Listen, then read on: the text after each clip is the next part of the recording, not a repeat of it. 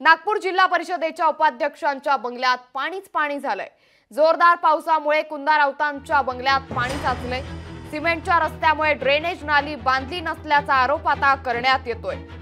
त्यामुळे मोठी बातमी आता नागपूरमधून नागपूर जिल्हा परिषदेच्या उपाध्यक्षांच्या बंगल्यात पाणीच पाणी झाल्याचं पाहायला मिळतंय। जोरदार पावसामुळे कुंदा राऊतांच्या बंगल्यात पाणी साचलंय। सिमेंटच्या रस्त्यामुळे ड्रेनेज नाली बांधली नसल्याचा आरोप आता करण्यात आलाय।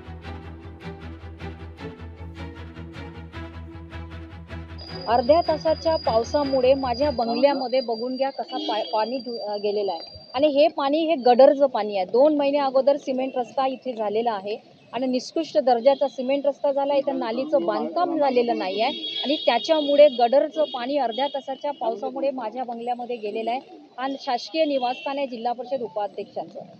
नागपूर जिल्ह्यामध्ये चिकनगुनिया आणि डेंग्यूचं प्रमाण इतक्या मोठ्या प्रमाणात वाढलेलं आहे आणि अशा परिस्थितीत अर्ध्या तासाच्या पावसामुळे जर लोकांच्या घरात पाणी जात असेल, जिल्हा परिषदच्या उपाध्यक्षांच्या सरकारी बंगल्यात जर पाणी जात असेल, तर सामान्य माणसाचा काय अवस्था असू शकते या नागपूर जिल्ह्यामध्ये आपण लोकांनी याच्यावरून अंदाज लावला पाहिजे।